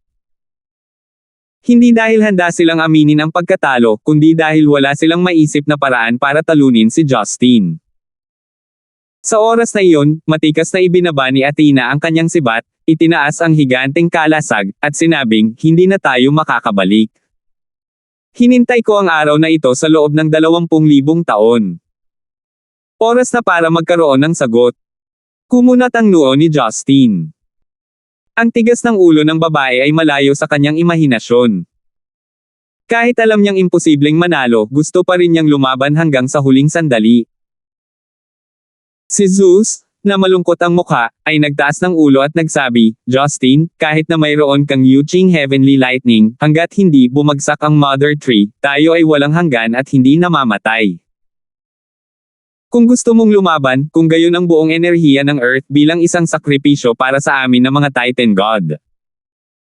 Pagkatapos ay inutusan niya ang natitirang mga Diyos na palakasin ang Titan boundary ng Mother Tree, iniwan siya at si Athena na lumaban hanggang kamatayan kay Justin. Hindi napigilan ni Justin na umiling at mahinang tumawa. May bahid ng pagbibitiw sa kanyang boses, sinabi niya, bakit mo gagawin ito? Hindi mo ba alam na ako, Justin, ay hindi kailanman aamin ng pagkatalo kung kaya kong manalo sa laban? Hindi ako matatalo sa sino man sa inyo, kahit na tumataya ka sa Earth. Sige at subukan mo. Malakas na ungol ni Zeus. Ang malaking thunderbolt sa kanyang kamay ay kumikislap ng walang kabuluhan, na kumukuha ng mas maraming enerhiya mula kay Mother Tree, at ang kanyang kapangyarihan ay nakamit ang isang ganap na bagong rurok. Ang galit ng mga Diyos. Angal niya. Sa sandaling iyon, parang gumuho ang langit sa pagkulog. Kapag ang thunderbolt sa kanyang kamay ay bitawan mula sa kanyang pagkakahawak, ito ay nagdulot ng marahas na alitan na naganap sa espasyo sa paligid niya, na nagresulta sa isang malawak na hanay ng radiation ng kulog. Sa isang iglap, ang buong kalangitan ay nakulayan ng gininto ang asul na kidlat. Ang figure ni Justin ay parang isang maliit na itim na tuldok, na wala sa paningin sa isang kisap mata. Gayunpaman, wala pang isang segundo, isang itim na kidlat na haligi ang bumaril sa kalangitan mula sa gininto ang asul na thundercloud na bagyo. Parang isang halijing tumutusok sa langit, unti-unti nitong nilalamon ang ginto at bughaw na kidlat. Nanlaki ang mga mata ni Zeus sa galit, at nagmamadali niyang naalala ang kanyang kulog. Gayunpaman, pagkatapos bumagsak muli ang kulog sa kanyang kamay, ito ay naging ikatlong bahagi ng orihinal nitong sukat at haba. Nakakagulat, nawasak ito ng Yuching Heavenly Lightning. Ngumisi si Justin. Ang aking Yuching Heavenly Lightning ay hindi lamang binabalewala ang iyong bata sa kalawakan, ngunit mayroon din itong katangian ng Chaos Energy na orihinal na mayroon ako, kaya maaari nitong kainin ang iyong enerhiya upang gawing aking cultivation. Gusto mo pa bang magpadala ng tonic sa akin? Ito ay kabalbalan. Galit na galit si Zeus.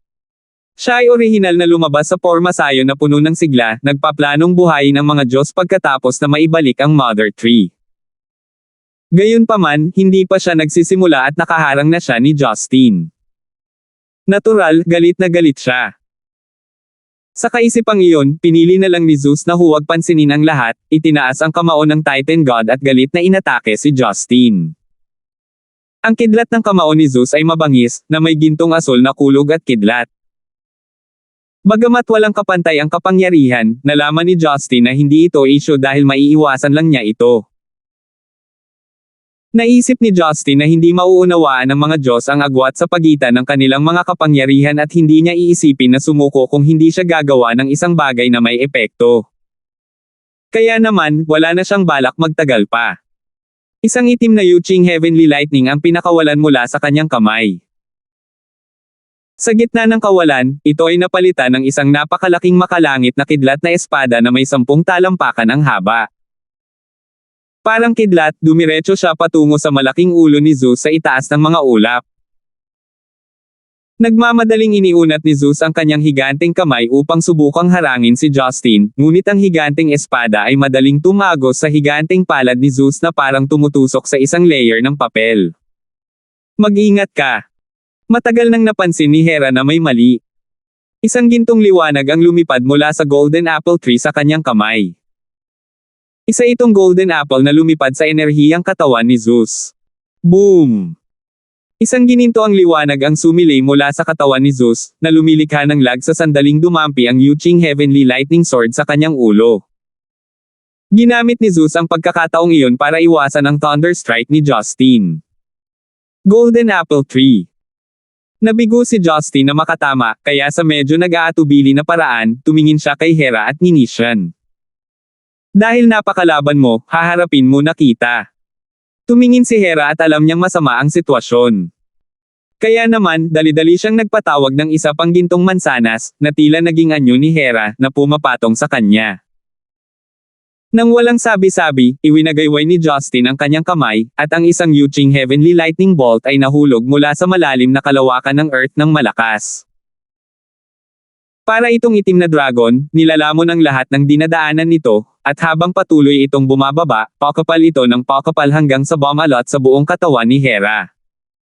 Hindi mapigil na sigaw ni Hera.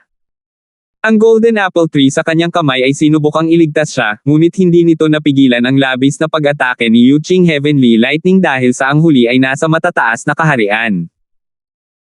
Naku, diretsong ginawa itong mga natuklap ng gintong pulbos, na nawala mula noon.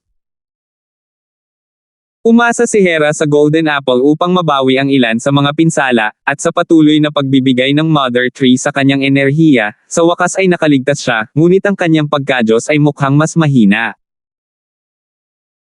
Hindi mapanatili ang anyo ng Titan, hindi nagtagal ay bumalik siya sa kanyang orihinal na anyo ng tao, ang kanyang mukha ay namutla habang sinusubukan niyang mag-hover sa hangin.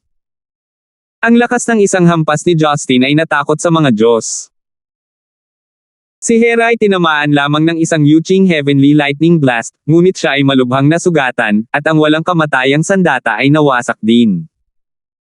Iyon ay nagpaisip sa kanila kung si Hera ay hindi na magkakaroon ng pagkakataon na muling magkatawang tao at masira ang kanyang kaluluwa kung siya ay muling tamaan. Ang mas masahol pa, ang bilis ng Yuching Heavenly Lightning ay malayo sa kanilang imahinasyon. Kung wala ang mahusay na hula ni Athena, ang pag-iwas sa mga pag-atake ay magiging mahirap. Noong naliligaw pa ang mga Diyos, nagpatawag na si Justin ng ilan pang Thunderbolts, direktang itinutok ang mga ito sa Titan boundary ng Mother Tree. Huwag hayaang masira niya ang hangganan. Protektahan si Mother Tree. Sigaw ni Poseidon. Ang mga Diyos ay hindi nang ahas na hayaan si Justin na masira ang hangganan ng Mother Tree, kaya maaari lamang silang magpatuloy upang isagawa ang kanilang mga diskarte anuman ang lahat, sinusubukang harapin ang makalangit na kidlat. Gayunpaman, ang kapangyarihan ng Yuching Heavenly Lightning ay hindi madaling mahawakan, kahit na para sa mga cultivator sa tuktok ng Yuching Heavenly Lightning stage. Kaya naman, maiisip ng isang tao na walang magagawa ang mga Diyos para iligtas ang sitwasyon. Nang maalis ng itim na makalangit na kidlat ang paglaban ng mga Diyos, tulad ni Hera, ang natitirang 7 pangunahing Diyos, na lahat ay nawala ang kanilang mga titanic na katawan dahil sa mga pinsala sa kanilang mga pagka-Diyos, ay bumalik sa kanilang orihinal na anyo. Halos imposible na ipagpatuloy ang pakikipaglaban dahil ang pinsala sa pagka-Diyos ay mahirap mabawi ng walang mahabang panahon ng paggaling. Itinuon ni Justin ang kanyang tingin sa natitirang mga Diyos, sina Zeus at Athena, at sinabi, tulad ng nakikita mo, hindi mo ako mapipigilan na sirain ang Mother Tree. Nagsalubong ang kilay ni Athena, at parang may kung anong pagmumuni-muni. Si Zeus naman ay malungkot na ekspresyon. Bigla siyang nagpakawala ng mahinang tawa na parang naaliw sa isang bagay na walang katotohanan at matamang tinitigan si Justin. Kung ganoon, makakalaban lang tayo. 1654. Oh, may iba ka pang pakulo. Ngumiti si Justin. Isang kakaibang ngiti ang isinuot ni Zeus. Biglang nagsimulang maglabas ng madilim at masamang aura ang kanyang malaking titanic na katawan. Ang hindi mabilang na mga espiritu, multo, at multo ay nagsimulang humabi sa paligid niya. Sa isang iglap, ang kanyang katawan ay nabalot ng umiiyak na mga multo at multo kung saan-saan. Ito ay isang nakakatakot at kakilakilabot na tanawin. Natigilan si Justin saglit. Maging ang ibang mga Diyos, bukod kay Athena, ay mukhang nagulat. Pinaikit ni Justin ang kanyang mga mata. Bago ito, iniisip ko kung paano napanatili ni Zeus ang kanyang orihinal na anyo. Hindi ba siya muling nagkatawang tao? Mukhang nasa harap ko na ang sagot.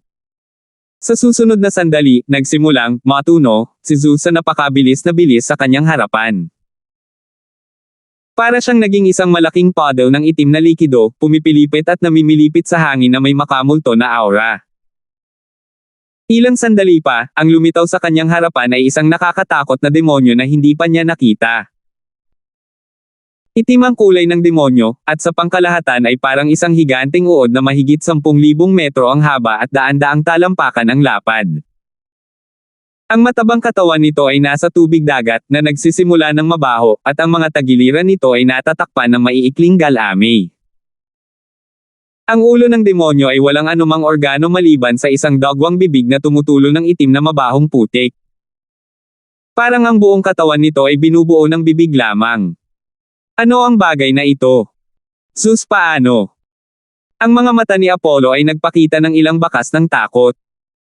Nag-reincarnate ba siya sa katawan ng demonyong ito sa formation? Ang sabi ng Diyos ng apoy sa pagkabalisa. Hindi alam ng lahat ng naruroon maliban kay Athena. Ang demonyo kung saan muling nagkatawang tao si Zeus ay tinawag na Phantom Cavern Mother Worm noong Great Ancient Times. Ang ganitong uri ng demonyo ay hindi makapangyarihan sa pagsilang, ngunit mayroon itong katangian, kung saan maaari itong lumunok at sumipsip ng iba pang mga demonyong nadatnan nito.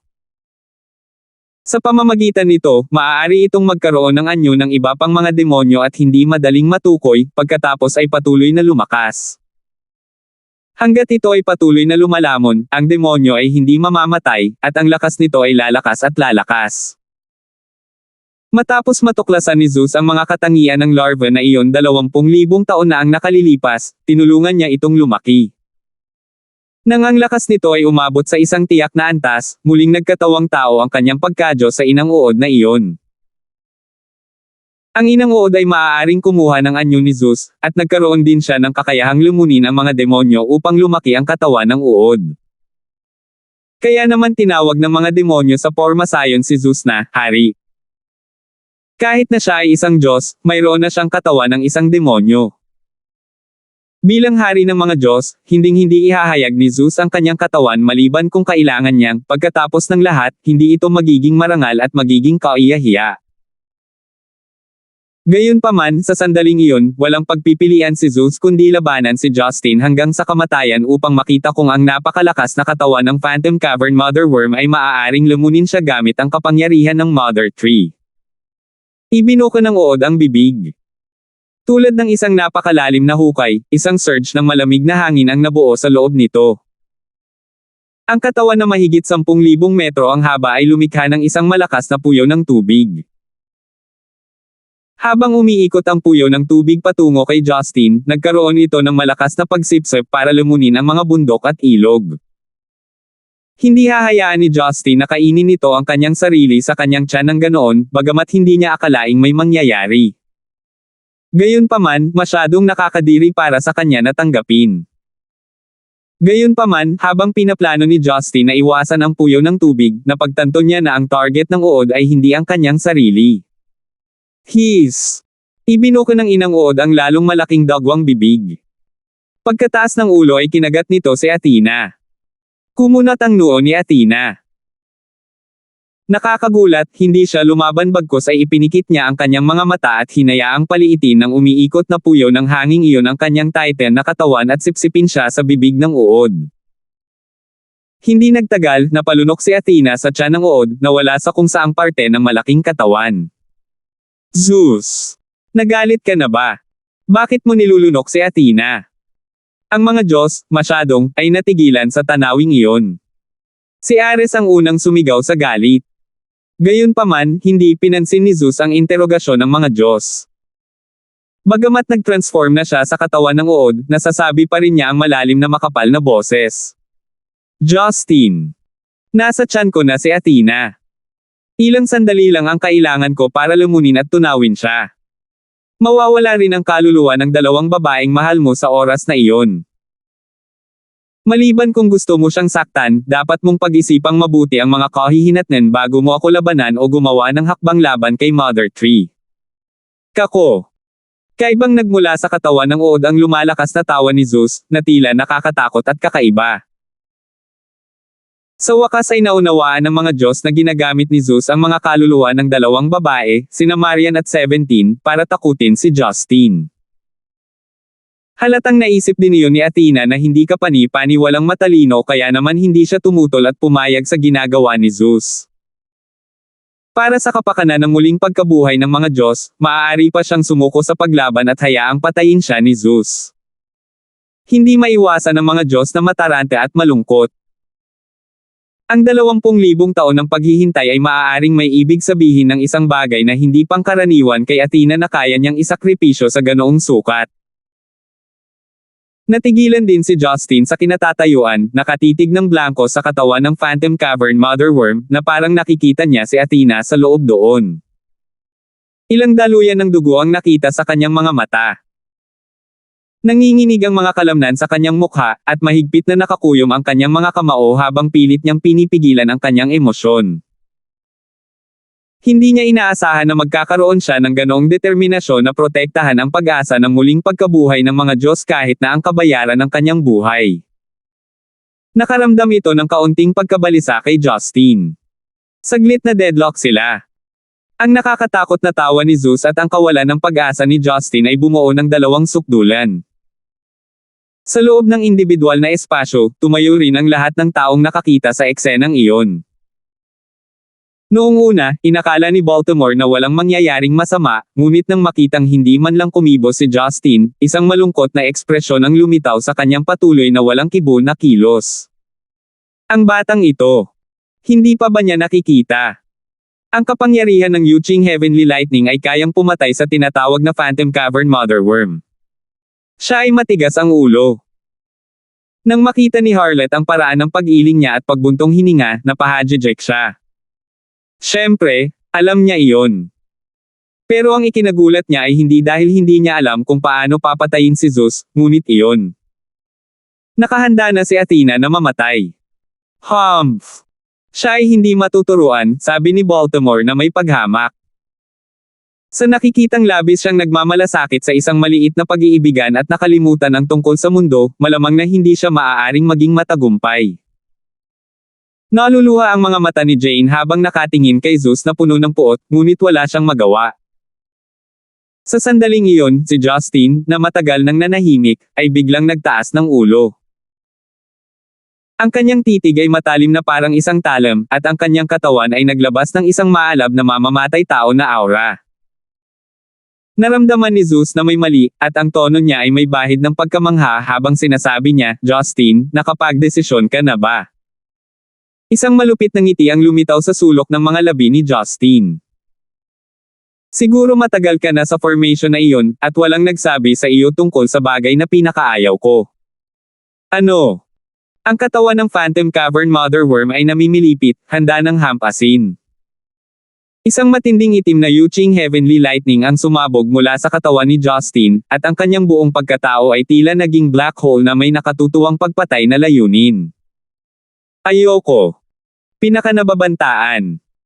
Habang nagsasalita siya, ang kanyang figure ay matagal na ang nakalipas na agad na pumasok sa ulo ng Phantom Cavern Motherworm. Path! Wala nang oras si Zeus para mag-react ng si Justin, na naging isang makalangit na kidlat, ay nag-drill na sa kanyang utak at lumabas sa isang bahagi ng kanyang tiyan. Ni hindi makita ng mga Diyos ang bolt sa kanilang mga mata. Ang tanging nakikita lang nila ay isang itim na kidlat na humahabi ng 100 beses sa malaking katawan ng uod. Sa bawat oras na gawin ito ay bumubuo ng isang nakanganga na butas sa uod, kung saan ang itim na ambon ay tumalsik sa lahat ng direksyon. Sumirit si Zeus, ngunit wala itong silbi. Dahil sa malakas na mapangwasak na kapangyarihan ng Yuching Heavenly Lightning, naging imposible para sa kanya na kontrolin ang sarili niyang katawan, lalo pang lumunin si Athena sa loob nito. Nang lumitaw si Justin at muling lumipad sa hangin, may hawak siyang globo na naglalabas ng nakakasilaw na gininto ang asul na kidlat sa kanyang kaliwang kamay. Iyon ay ang kabanalan. Sa kanyang pag-atake, nahubad niya ang pagka-Diyos ni Zeus ng direkta sa katawan ng uod. Ang mga dagindong ay patuloy na naglalakbay mula sa kaluluwa ni Zeus, ngunit huli na ang lahat. Dahil pinigilan ni Justin, hindi na siya magkakaroon ng pagkakataong muling magkatawang tao. Walang pakialam na tumingin si Justin sa mga labi ng inang uod na unti-unting nawawala sa kanyang harapan at bamulong, magkakaroon ka sana ng pagkakataong mabuhay kung hindi mo ako pinagbantaan. Sarili mo lang ang dapat sisihin. Ako, si Justin, ay maaaring pansamantalang umamin ng pagkatalo, ngunit hindi ibig sabihin na matatalo ako, ngunit pansamantalang hindi ko matatanggap iyon. Sa sandaling lumabas ang mga salitang iyon sa kanyang bibig, isang flash ng itim na kidlat ang nagpabawas ng pagka-Diyos ni Zeus sa wala.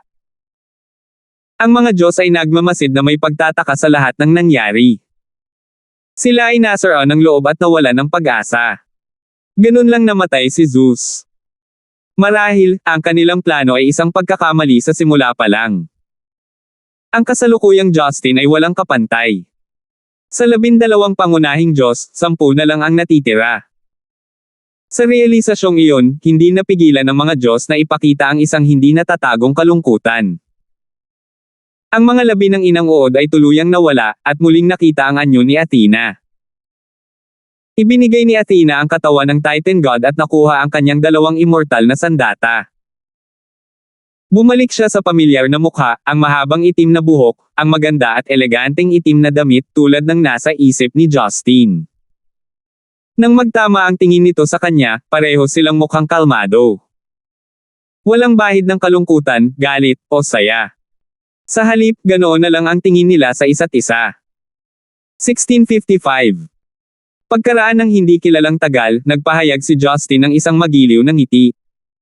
Nagkalat ang hangin at usok. Tila ang lahat ng nakaraan ay nakapaloob sa ngiting iyon na walang salita. Isang hindi mahahalata na ngiti din ang tila biglang lumitaw sa malamig na mukha ni Athena.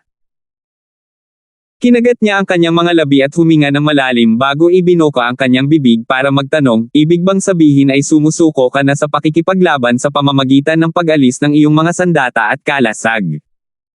Umiling siya. Ako ay kapantay ni Zeus at kahit na hindi gaanong makapangyarihan kaysa sa kanya nang hindi nagagamit ang dakilang propesya sa iyo. Ang katotohanan na madali mo siyang sirain ay nangangahulugan na madali mo rin akong sirain. Ang lumaban pa ay walang iba kundi pagpapahiya sa sarili. Hindi na kita ipinaglalaban. Ngunit hindi pa ito tapos. Mapait na ngumiti si Justin, mukhang kahit sirain ko si Mother Tree at patayin ang lahat dito, hindi ka pa rin susuko sa ideyang buhayin ang mga Diyos, hindi ba? Walang pag-aalinlangan na tumango si Athena at mariing sumagot, oo. Bakit? Nawala ang ngiti niya, napalitan ng malabong lungkot. Pero bahagyang ngumiti si Athena. Siya ay tila kasing ganda ng pamumulaklak ng mga bulaklak sa tagsibol. Dapat mo akong kilalanin ng husto, hindi ba? Pumunta ka dito at hinarap kami, hindi dahil kinamumuhian mo kaming mga Diyos o dahil gusto mong protektahan ang mga tao sa mundo bilang isang dakilang bayani. Ito lang ang tadhanang makakatagpo mo. Walang dahilan para sa lahat. Ito ang kapalaran na pinili mong tanggapin bilang isang tao na maaaring magbago ng kapalaran ng sangkatauhan. Para sa iyo, ang pagkamatay ng sangkatauhan ay hindi mo baliwalain. Mother Tree. Ang mga Diyos na isinilang sa pagka-Diyos ay ang lahat ng ginawa ko sa nakalipas na 20,000 taon ay para sa muling pagbuhay sa mga Diyos ngayon, magtagumpay man ako o mabaigo, ito ang tadhana na hindi ko mapipigilan. Mahinahong wika ni Athena. Nang ang mga salitang iyon ay nahulog sa mga tainga ng mga Diyos, lahat sila ay naantig at bumaon sa kanilang sariling mga iniisip. Ha! Tumango si Justin at nanunuya sa sarili. Tama ka. Oo.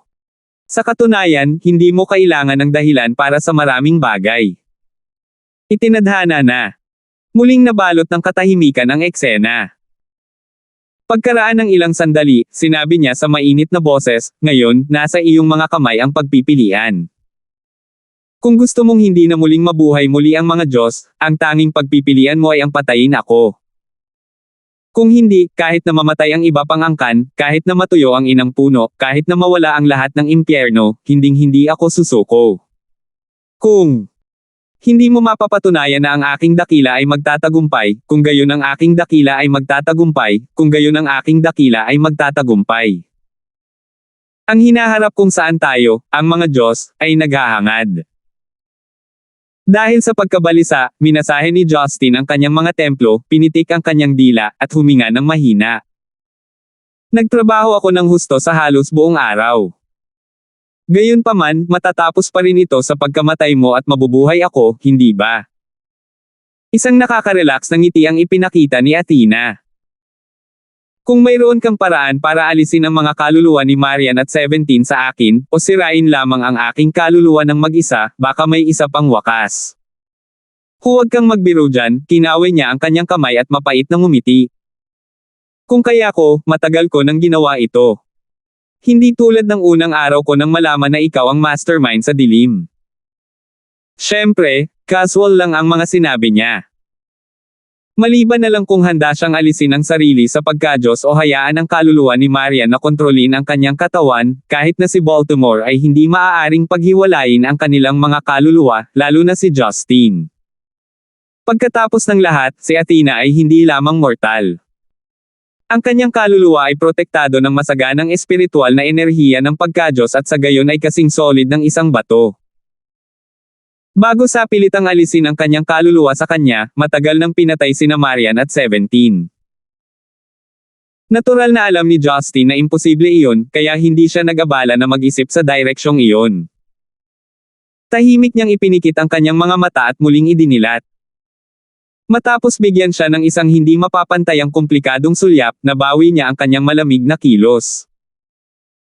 Kung ganoon, alisin mo ang iyong palas na sibat, at hayaan nating gamitin ang sandali ng labanan para ipahayag ang kamatayan. Bahagyang nanginig ang pilikmata ni Athena. Nang marinig niya ang desisyon nito, hindi niya naiwasang ipakita muli ang isang nakaka-relax na ngiti at tumango. Muli niyang tinawag ang asul na sibat, at itinaas niya ito, tinutukan siya. Nang makita ang eksenang iyon, naiyak ang mga pangunahing Diyos sa ibaba at maging ang mga hindi maganda ang pakikitungo kay Athena, gaya ni Hera at Hermes, ay naantig.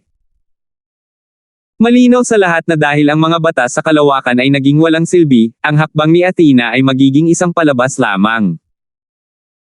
Kailangan lang ni Justin ng isang segundo para gamitin ang Yuching Heavenly Lightning para sirain ang kanyang kaluluwa. Sa malayang espasyo, sa wakas ay ngumiti si Baltimore sa kasiyahan nang makita niya ang eksenang iyon. Nawala ang mapanglo ng ngiti sa kanyang mukha. Ang brat na ito. Sa wakas ay napag-isipan na niya ang mga bagay-bagay. Ang 50,000 taon na ginugol ko sa paghihintay ay hindi walang kabuluhan. Si Harlot, sa kabilang banda, ay medyo malungkot na bumantong hininga. Talagang matigas ang ulo ng babaeng ito ng angkan ng Diyos. Bakit kailangan niyang sumuko? Walang masama kung magkasundo ang magkabilang panig. Sinasaktan niya ang iba at pati na rin ang sarili niya. Sa katunayan, ang magagandang babae ay hindi pa nabubuhay ng maayos mula noong sinaunang panahon. Sui, kung minsan, upang makamit ang great daw, dapat magsakripisyo ang isang tao. Ang ginawa ni Justin ngayon ay magdadala sa kanya ng isang hakbang na mas malapit sa threshold na iyon. Ito ay isang magandang bagay para sa kanya. Hindi mo maaaring magkaroon ng pinakamahusay sa parehong mundo. Hindi mo kailangang managhoy, nakangiting sabi niya. Dinuraan siya ni Harlot. Binigyan siya ng side eye, sumagot siya, huwag mong isipin na lahat ng tao ay kasing walang puso mo. Alam kong nasa matataas na lugar ka, pero ayoko lang sayo. Mabuti pa si Justin noon pa man, pero naging dahilan mo na wala siyang choice kundi patayin ng buo ang babaeng pinakamamahal niya. Kontento ka na ba ngayon? Tumaas ang kilay ni Baltimore at sinabing, kung ayaw mong mangyari iyon, maaari kang pumunta at pigilan ito. Nalalong nagpagalit sa kanya. Magtatrabaho pa ba ito kung susubukan kong pigilan? Ang babaeng iyon mula sa angkan ng Diyos ay matigas ang ulo. Malinaw na tatanggi siyang umatras kahit na mamatay siya. Sa kabilang panig ng silid, sina Joven at Elsa, ay hindi napigil ang mapangiti ng malungkot nang makita nila ang kanilang amo at senior na nagtatalo sa isa't isa ng ganoon. Nakatingin si Jane sa salamin na may masalimuot na emosyon. Imposibleng ilarawan ang mga damdaming iyon, ngunit nakaramdam siya ng hindi mapakali. Sandaling natahimik ang dalawang taong nasa isang paghaharap. Sa wakas, si Justin ang gumawa ng hakbang. Ang itim na Yuching Heavenly Lightning ay nagsimulang sumilaw sa kanyang kamay at nagsama-sama sa isang payat na itim na longsword na mga 6 hanggang 7 talampakan ang haba. Bagamat ito ay medyo magaan, walang sino man ang magdududa kung ano ang mangyayari kay Athena kung ang Yuching Heavenly Lightning longsword na iyon ay nahulog sa kanya. Dahan daw ang lumakad si Justin patungo kay Athena, bawat hakbang ay nagdudulot ng takot sa mga puso ng mga Diyos na naroroon, na naging sanhi ng kanilang katinoan na halos gumuho. Ang kanyang paglalakad patungo sa kamatayan ay mangangahulugan din ng kumpletong pagbagsak ng mga Diyos. Si Venus at Artemis ay humahagulgol pa ng hindi mapigilan. Sa kabaligtaran, kalmado si Athena. Habang pinagmamasdan niya si Justin na palapit ng palapit sa kanya, ang sibat sa kanyang kamay ay nanatiling nakatutok sa lalaki. Hindi siya gumagalaw. Sa mismong sandaling iyon, bumilis ang kanyang figure. Tulad ng isang leon na sumusubok sa kanyang biktima, naglabas siya ng nagngangalit na pamatay na aura. Habang siya ay tumatalon, ang makalangit na kidlat na longsword sa kanyang kamay ay tumusok ng diretso sa kanyang ulo na parang isang itim na sinag ng liwanag. Naramdaman ni Athena ang hindi mapaglabanan na puwersa na papalapit at maagang napapikit ang kanyang magagandang mata. Walang makakapansin sa pagkinang sa gilid ng kanyang mga mata. Ang sulok ng mga labi ng Diyosa ay nakakurba sa isang ngiti ng ginhawa. Tumalsik ang sariwang dugo mula sa hangin. Sa pagtingin sa iskarlate na likido mula sa ibaba, ang mga Diyos ay tumigil sa pagdadalamati. Ang kanilang kalungkutan ay napalitan ng isang estado ng pagkabigla at pagkalito. Maging ang kanilang isipan ay nablangko. Athena, sa sandaling iyon, kakaibang naramdaman na ang nakamamatay na kapangyarihan ay biglang naglaho sa sandaling ito ay lumapit sa kanyang mukha. Pagkatapos noon, isang malaki at mainit na kamay ang maingat na humaplo sa kanyang kaliwang pisngi. Nakalanghap siya ng matalim na hangin at idinilat ang maganda niyang mga mata. Saglit na nanigas ang kanyang katawan na parang iskultura ng yelo. Hindi alam, ang katawan ni Justin ay natagos ng palace spear, at ang bahaging nasaksak ay, sa katunayan, ang kanyang puso. Dumaan ang sibat sa kanyang sternum at tumagos at nadurog ang kanyang puso, pagkatapos ay sinaksak sa kanyang likod. Ang nakalantad na bahagi ng sibat ay humigit kumulang 4 na talampakan ng haba, na natatakpan ng kanyang malamig na dugo. Gayunpaman, tila hindi niya napapansin ang lahat, nananatili siyang malapit sa kanya. May banayad na ngiti sa kanyang mukha, tinitigan niya ito ng buong pagmamahal. Ang malaking kamay niya na orihinal na naghahatid ng kamatayan ay dala lamang ng init na nagpasakit at nanginginig sa mata at ilong ng babae. Salamat po at sinamahan ninyo ako, ingat lagi mga master.